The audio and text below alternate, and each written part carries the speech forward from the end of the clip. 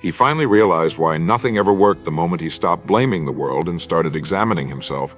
For years, he thought his failures were the result of bad luck, difficult circumstances, or other people's unwillingness to give him a fair chance. He thought maybe he just hadn't found the right opportunity yet, or that if life would finally break his way, everything would change. But nothing did. Every new start felt promising for a moment, only to fizzle into the same familiar frustration. And then one day, sitting in the quiet, he saw it with sudden and painful clarity. The common denominator in every failure, every false start, every plan that didn't work was him. Not because he was doomed, not because he lacked ability, but because he had been living with a set of thoughts, habits, and beliefs that sabotaged every effort before it could bear fruit. In that moment, the truth was undeniable. Until he changed himself, nothing else would change. The first thing he saw was that he had been chasing outcomes without ever building the foundation for them. He wanted success without discipline, opportunity without preparation, reward without service. He mistook excitement for readiness. He believed that wanting something badly enough was the same as being ready to handle it. But life doesn't work that way. Life gives us not what we want, but what we are prepared to receive and sustain. He saw that every time he had gotten close to a breakthrough, his lack of structure, his lack of consistent habits had quietly pulled him back to where he started. And the more he thought about it, the more he realized this was not unique to him. It was the story of countless people who want change without building the identity that can hold it. He finally understood that the soil must be ready before the seed can take root, and he had been scattering seeds on rocky ground. The next realization was harder to face. He had been living reactively, letting circumstances set the tone for his days, instead of deciding in advance who he would be and how he would operate.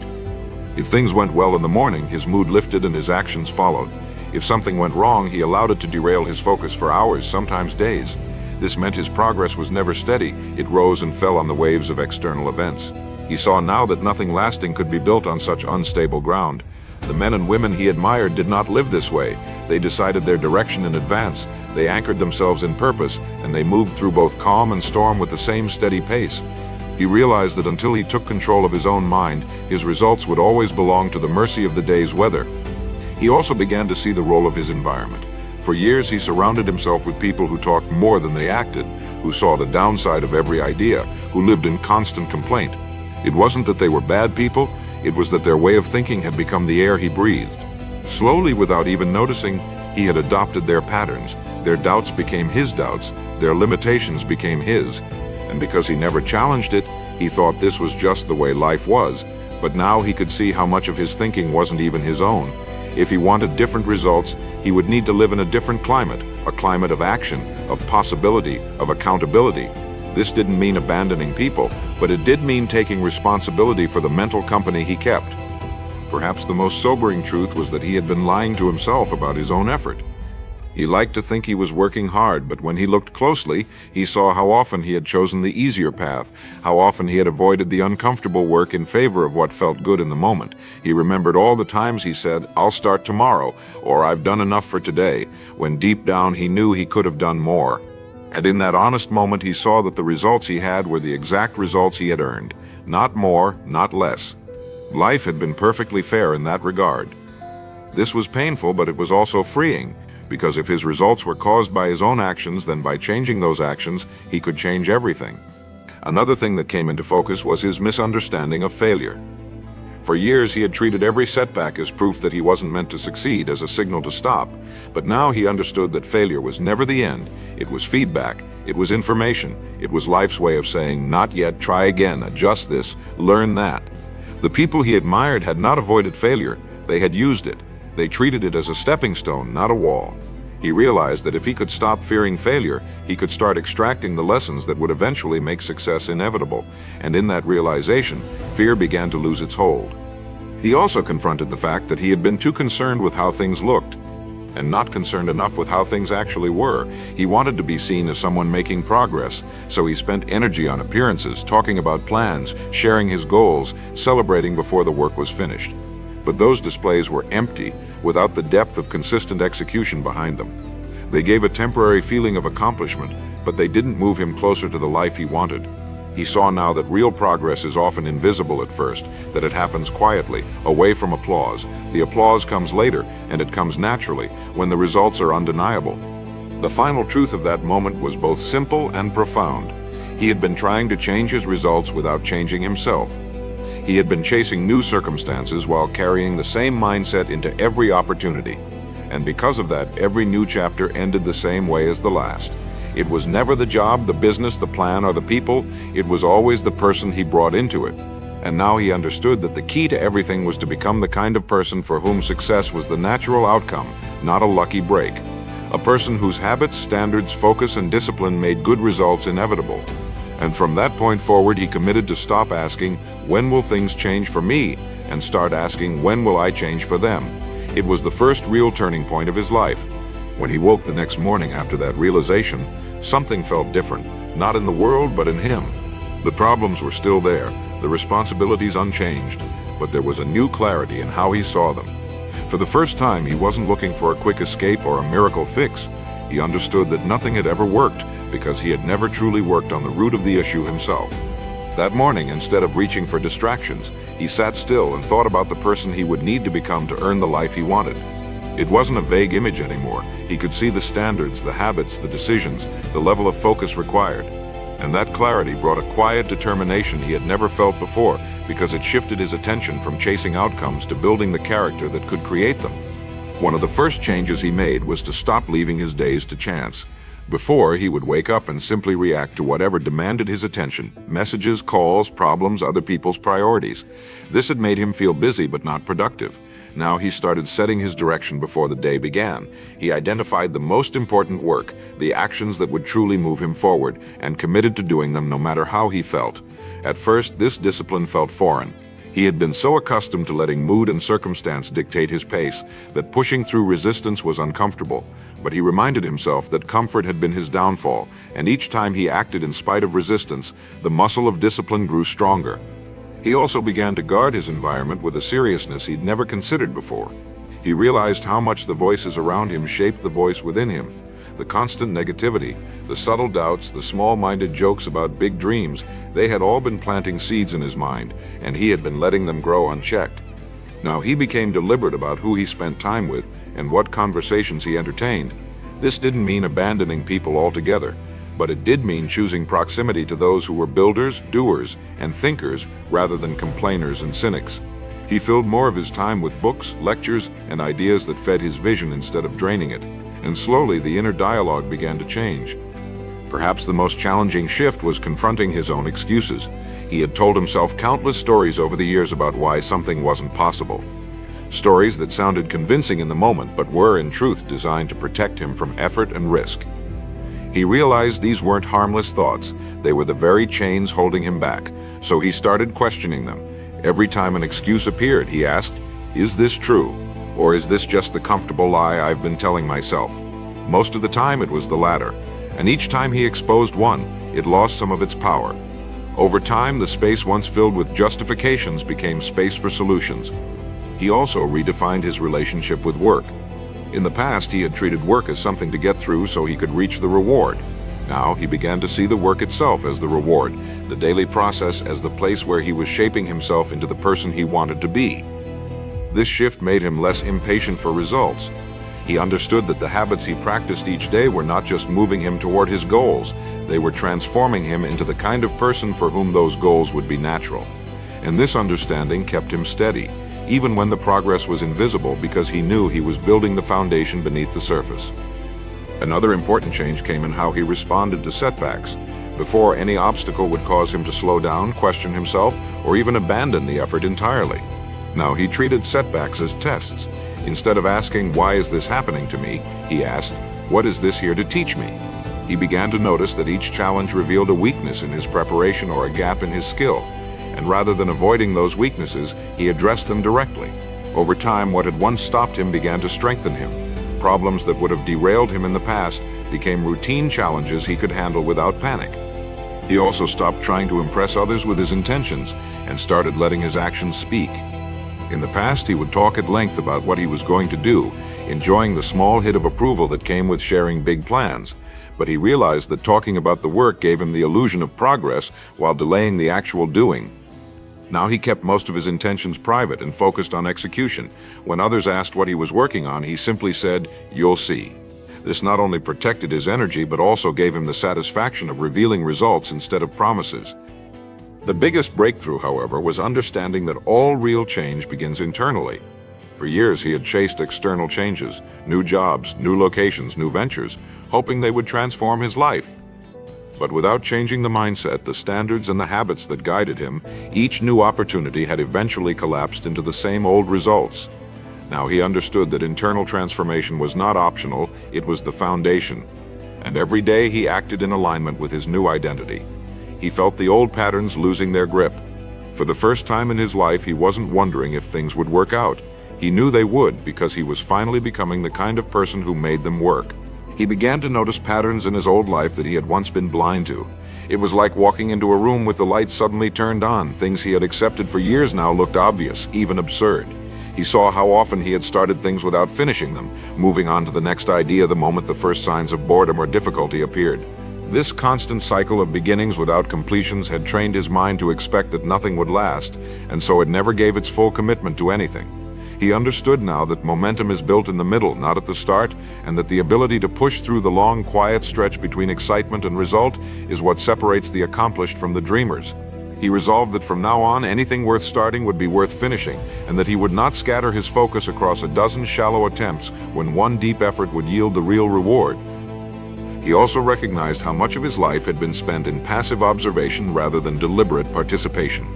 He would watch others succeed, consume endless information about success, and yet fail to apply even the simplest principle with consistency. He realized he had been treating knowledge like a possession rather than a tool, collecting it, storing it, even showing it off in conversation, but rarely using it to build anything tangible. That was why nothing ever worked. He was rich in theory but poor in practice. From that day forward, he made a pact with himself that no lesson, no insight, no piece of advice would be allowed to sit idle. If he learned it in the morning, he would apply it by night. He saw clearly that the bridge between knowing and doing was where most people fell, and he refused to fall there again. Another habit he dismantled was his tendency to work only when inspiration struck. In the past, if the spark wasn't there, he would convince himself that waiting was better than forcing it. But he finally saw the flaw in that thinking. Waiting for inspiration had kept him inconsistent, and inconsistency had kept him mediocre. He realized that professionals don't rely on moods to produce. They produce because they've built the discipline to show up whether they feel like it or not. He began to treat his work like a commitment instead of a suggestion, and in doing so he discovered something unexpected. Showing up created its own inspiration. The act of beginning generated the energy to continue. This single change dissolved one of the biggest excuses that had quietly ruled his life. He started looking closely at the way he made decisions. For years he had relied on impulse and emotion, often choosing what felt good in the moment rather than what was aligned with his long-term vision. This reactive approach had left him with a trail of short-lived victories and long-term setbacks. Now he began to ask himself a simple but powerful question before making a choice. Will this matter in 5 years?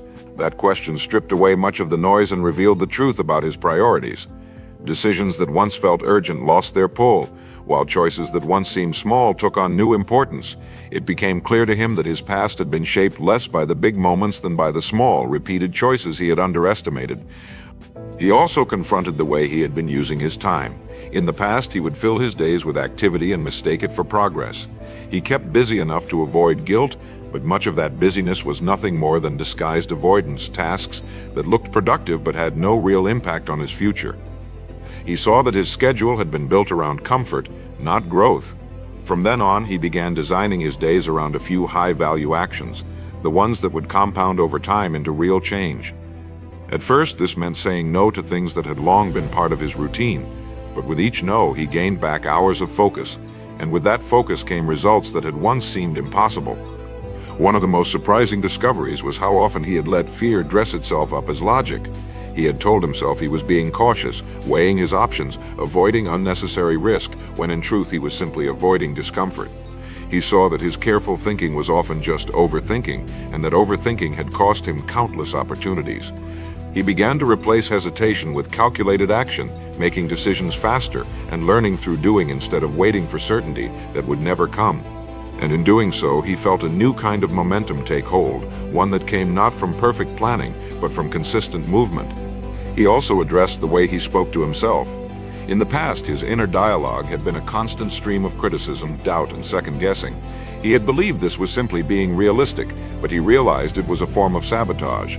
Every negative phrase he repeated to himself was reinforcing an identity that couldn't succeed. He decided that his self-talk would reflect the person he was becoming, not the person he had been.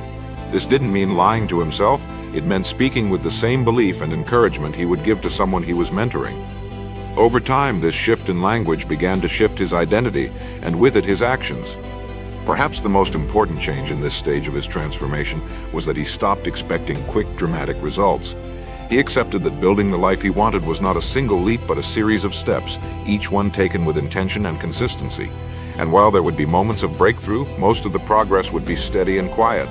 He no longer chased the rush of instant gratification, because he finally understood the value of patience paired with relentless action. For the first time, nothing felt rushed, and yet everything was moving forward. Word count 1026. He realized that if his life was going to change at the level of outcomes, it had to change first at the level of standards. Goals were not enough. He had set goals before and then negotiated with them when the day became inconvenient. Standards, on the other hand, were non-negotiable lines, simple, measurable, and lived. He wrote them down like laws: how he would start his mornings, how he would plan his days, how he would treat his body, how he would speak to others and to himself, how he would finish what he began. Nothing dramatic, just clear thresholds beneath which he would not allow himself to fall. At first they felt strict, even severe, but soon he noticed something new: peace. The noise that came from constant internal bargaining began to quiet. Decisions were easier because they were already made. He then built systems to protect those standards from the unpredictable weather of life.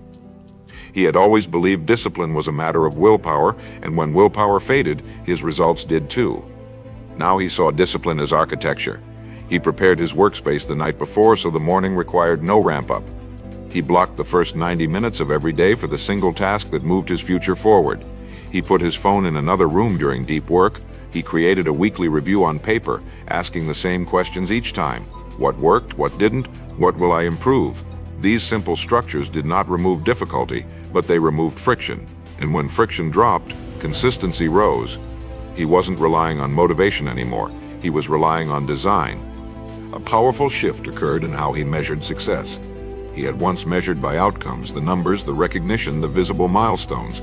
Those mattered, but he discovered a better early indicator: integrity with inputs. If he had kept his standards, executed his systems, and honored his top priorities for the day, he counted it a win regardless of what the scoreboard showed. This reframing did not lower the bar, it moved the bar to where he had control. Paradoxically, when he stopped obsessing over outcomes and mastered his controllables, outcomes began to improve. He was no longer yanked around by the daily rise and fall of results. He was steady, and the steadiness compounded. He looked hard at his relationship with money and service. In the past, he had chased income without clearly understanding value. Now he embraced a simple law: your rewards will always be in proportion to your contribution. He asked, what problem am I solving for whom? How deeply? How consistently? He stopped trying to be clever and started trying to be useful. He studied his craft the way a tradesman sharpens tools, patiently, daily, deliberately. He improved the quality of his work, the speed of delivery, the clarity of communication, and the reliability of follow-through. He learned to think like the person on the other end: what they feared, what they needed, what would remove friction for them. Service, not self-importance, became his strategy. Money followed value, just as harvest follows planting. He also refined the way he handled energy. He had thought of time as his main resource, but now he saw that energy governed time's usefulness. He protected sleep as fiercely as deadlines. He trained his body for stamina, not vanity. He simplified nutrition to remove decision fatigue. He built in brief resets between blocks of work, a walk, a page of notes, a moment of stillness, so his mind returned to the desk sharp rather than dulled. He noticed the difference between activities that looked productive and those that actually produced. Meetings shortened, screens dimmed, silence increased. With fewer leaks, his energy rose, and with higher energy, the same hour accomplished twice as much with half the strain. Humility became a lever. He stopped needing to be right and started needing to learn. When feedback came, he listened without defense, harvesting the useful and discarding the rest. He sought mentors, sometimes in books, sometimes in people, and asked better questions. What do you see that I don't? Where is the real constraint? If I had to double my output with the same hours, what would I change first? He discovered that breakthroughs often hid behind a single unasked question. Pride had kept those doors closed, humility opened them, and with each improvement he returned to the field quickly, testing the new insight in action rather than admiring it on paper. Gratitude, once a sentiment, became a strategy. He had previously used it sporadically, something to consider when things went well. Now he practiced it especially when things were difficult. Each night he recorded 3 concrete gains and 1 lesson. The practice did not blind him to problems, it balanced his perception. It kept his attention from collapsing into what was missing and trained it to notice what was working. Gratitude widened his mental horizon, and a wider horizon made better solutions visible. He found himself less anxious, more resourceful, and quicker to act. The day did not feel lighter because the world changed. It felt lighter because his mind did. Finally, he aligned identity with behavior so there was no gap left to trip him. He stopped saying, "I'm trying to be disciplined," and began saying, "I am the man who does what he says." He stopped saying, "I hope this works," and replaced it with, "I build systems that work when I work them." Identity is a compass, behavior is the step. With both pointed in the same direction, he no longer wasted energy fighting himself. He wasn't chasing a new self as if it lived somewhere far away. He was inhabiting it now, one standard, one system, one decision at a time. And as that alignment took root, he understood with quiet certainty why nothing had ever worked before and why now everything could. He began to realize that one of the most corrosive forces in his old life had been the habit of letting small losses turn into full retreats. In the past, if he missed a workout, he might abandon the whole week. If he slipped on his diet once, he would give himself permission to spiral for days. If he broke a productive streak, he would tell himself it was ruined, so why bother? These patterns turned minor setbacks into major detours, and they taught his mind that failure was final. Now he built a new rule: never miss twice. If he broke a habit one day, he returned to it the next without negotiation. This single principle rewired his relationship with mistakes. They were no longer the end of progress, but brief pauses in a journey that always resumed. And over time, these quick recoveries compounded into an unshakable resilience. Another revelation came when he examined the invisible weight of unfinished conversations. There were people he needed to forgive, boundaries he needed to set, and truths he had been avoiding saying aloud. These loose ends consumed more energy than he'd realized. Every time his mind wandered to them, it left him distracted, unsettled, and hesitant. So he began addressing them directly. Sometimes that meant speaking plainly. Other times it meant writing a letter he would never send, simply to put the emotions into words and out of his mind. He discovered that clarity in relationships, whether through reconciliation or release, created the same feeling as clearing a cluttered room. Suddenly there was space to move freely. He also confronted his tendency to overcomplicate solutions. In the past, he'd bury himself in research, explore countless options, and delay action under the guise of being thorough. But this endless refinement was just another way of avoiding the discomfort of execution. Now his focus was on simplicity. For every challenge, he asked, "What is the next simplest step I can take that moves this forward?" Then he did that step immediately. The more he practiced this, the more he saw that complexity rarely created better results. It just created more room for hesitation. Simple, clear actions, repeated often, began producing results faster than all his previous elaborate plans combined. A major shift also occurred in how he handled feedback. He used to filter every piece of criticism through his ego, taking offense even when the intent was to help. This defensiveness had cost him valuable insights, as he was more concerned with protecting his pride than improving his performance. Now he adopted a different mindset. Every piece of feedback was a data point, not a judgment of his worth. If it was useful, he applied it. If it wasn't, he set it aside without resentment. This emotional detachment allowed him to extract value from sources he once would have dismissed and to grow in areas he hadn't even realized were weak. He restructured his relationship with time itself. Before, his days were a blur of reacting to whatever appeared urgent, leaving little energy for what was truly important. Urgent tasks shouted, important tasks whispered. He began planning his days with a new sequence. First, the meaningful work that aligned with his long-term vision, then everything else. This reordering created a sense of accomplishment early in the day that carried into everything else. The evenings felt lighter, not because there was less to do, but because the essential work was already done. It taught him that the real weight of a day comes from what you leave undone, not from what you complete. He also dismantled the illusion that motivation was a prerequisite for action. He had wasted years waiting for the right mood before taking the first step. never realizing that action often creates the very motivation he thought he needed beforehand. Now his rule was to begin, even if the start was imperfect. Momentum, he learned, doesn't require inspiration, it requires movement. And once he was in motion, the feelings he thought he had to wait for usually arrived as a result, not as a cause.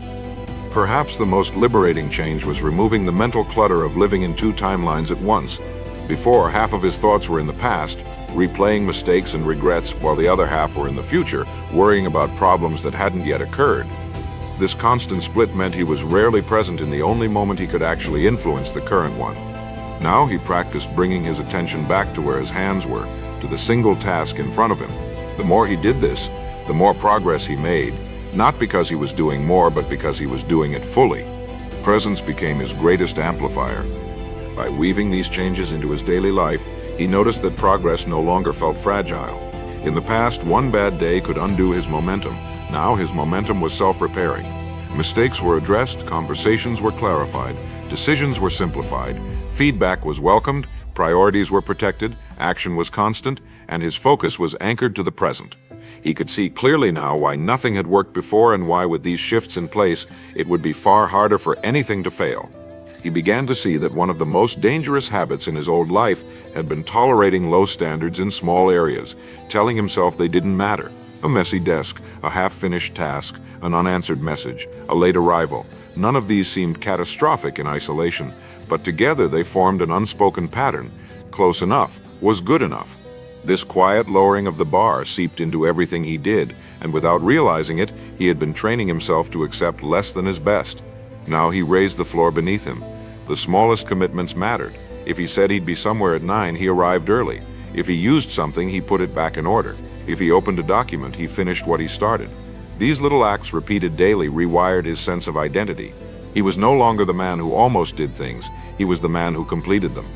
He also addressed the mental clutter of scattered goals. In the past, he would set multiple ambitions at once, start a new business, change his health habits, learn a skill, reorganize his finances, and then try to make progress on all of them simultaneously. It left him stretched thin, chasing everything and catching nothing. Now he applied ruthless focus. He picked the single goal that would create the most positive ripple effect in his life and gave it the majority of his energy until it was no longer fragile. This focus felt slower at first, but soon the results spoke for themselves. Progress in one major area made it easier to succeed in the next, and the compound effect began working in his favor. Another shift was his relationship with uncertainty. Previously, he had treated uncertainty as a red light, a reason to wait until more was known. But he now understood that certainty is a luxury of hindsight, and that the people who succeed are the ones who move when the picture is still incomplete. He stopped waiting for every answer and started moving with what he had, adjusting along the way. This approach demanded humility because it meant being willing to be wrong and quick to change course. But it also created momentum where before there had been paralysis. He discovered that forward motion itself often revealed the answers he thought he had to wait for. He examined how much mental energy he had wasted on trying to control things beyond his reach, other people's opinions, the timing of opportunities, the behavior of competitors. These had occupied too much of his attention. Now he made a clear division: what is mine to control and what is not. The first category became his sole focus. The second category was acknowledged, but left alone. This discipline freed an enormous amount of energy that he redirected into actions that moved the needle in his life. It also gave him a steadier emotional state because he was no longer reacting to every shift in the external world. One of the more subtle changes was how he used his downtime. In the past, idle moments were quickly filled with distraction, scrolling, noise, or shallow entertainment. These gave him temporary relief but left him feeling dulled and unfocused. Now he treated downtime as an investment. Sometimes he used it to read, to review his goals, to learn, or to rest deeply without stimulation. Other times he simply let his mind be still, allowing ideas and solutions to surface that never appeared when his attention was constantly hijacked. This shift made him sharper during work and more at peace during rest. He also began confronting the cost of unfinished repairs, problems he knew about but ignored. A system in his business that didn't quite work, a recurring mistake he never fixed, a personal habit he kept excusing. These small, unresolved issues drained him because they remained open loops in his mind. Now he made a practice of closing loops quickly. If something was broken, he fixed it. If a process was flawed, he improved it. The relief of solving these small problems was immediate, and the accumulation of solved problems created a cleaner, lighter mental environment. Perhaps the deepest change was in how he viewed himself in relation to his future. In the past, he had seen his future self as a distant stranger, someone he would become one day if things went right. That distance made it easy to neglect the small choices of today. Now he saw his future self as the direct product of his present self, connected by every action, every thought, every standard. When he made a decision, he asked, "Will the man I am becoming thank me for this, or will he have to clean up after me?" This simple question reshaped his behavior in ways no external pressure ever could. By clearing the mental clutter of low standards, scattered focus, fear of uncertainty, misplaced control, wasted downtime, and unfinished repairs, he created a life that no longer depended on hope to work. He wasn't leaving progress to chance. He was designing it, and with each deliberate act, the gap between who he was and who he intended to be grew smaller, until the two were nearly the same. He knew now that the final layer of change would not come from adding more goals, rules, or habits. It would come from protecting what he had built. In his old life, he had treated progress as something fragile, easily lost if life became chaotic. That belief had made him cling to results rather than to the process that produced them. Now he understood that his real security came from the systems, standards, and identity he had installed. As long as those remained intact, he could rebuild from any setback. This realization freed him from the anxiety of losing ground. He no longer chased the feeling of progress, he carried the certainty of it, knowing it was a natural byproduct of how he now lived each day. This was a shift from hoping to trusting, from desperation to quiet confidence. He had finally learned that real success is not something you hold, it's something you embody. One of the biggest threats to that certainty had always been distraction disguised as opportunity.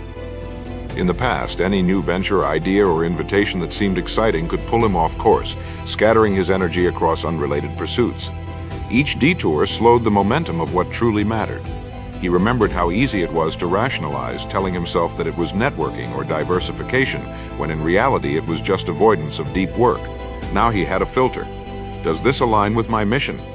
Does it strengthen the main work I am building, or does it dilute it? If the answer was unclear, the answer was no. This single discipline kept his focus sharp and his mental space uncluttered, ensuring that his attention flowed toward depth rather than breadth. Every yes was now a conscious investment, every no a way of protecting the architecture of his future. He also replaced the false urgency of constant busyness with the deliberate pacing of a builder. Before, he had equated speed with progress, filling his calendar to prove he was working hard, but speed without strategy had led to burnout and shallow results. Now he valued sustained effort over frantic motion. He worked in defined blocks, each one tied directly to his highest priorities, and he refused to measure his worth by how exhausted he felt at the end of the day.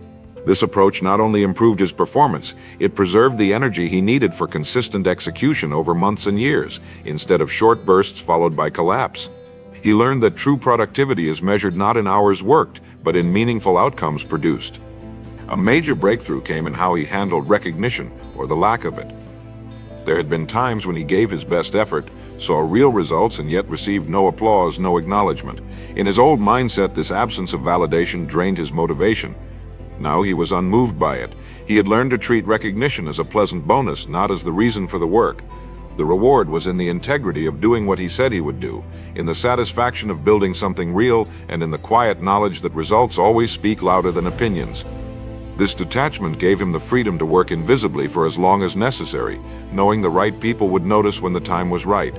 The lack of attention no longer felt like neglect, it felt like an advantage, giving him space to work without interference. He also learned to protect his mental clarity by refusing to indulge in unnecessary conflict. In the past, he had been drawn into arguments to prove a point or to defend his choices, wasting hours and emotional energy on people who had no real stake in his life. Now he recognized that most debates were not about truth but about ego. He no longer needed to win those battles. He walked away not from weakness but from understanding that the cost of engagement was greater than the benefit. His focus was on building, not convincing, and the more he walked away, the more time and clarity he gained. This discipline of disengagement became as important to his progress as the habits he kept, because it kept his attention where it could make the most impact. Perhaps the most profound change was in how he approached his own limitations. Before, he saw them as flaws to hide or deny, as proof that he might not be capable of what he wanted. Now he saw them as tools for growth. Every limitation was a teacher. pointing directly to the skills, disciplines, or mindsets he needed to develop. Instead of avoiding these areas, he moved toward them, knowing that every improvement made him harder to stop. This shift transformed challenge from something he dreaded into something he actively sought. A gap in his knowledge became an opportunity to learn. A weakness in execution became a chance to innovate. Obstacles stopped being dead ends and became blueprints for his next step. He developed the habit of regular recalibration.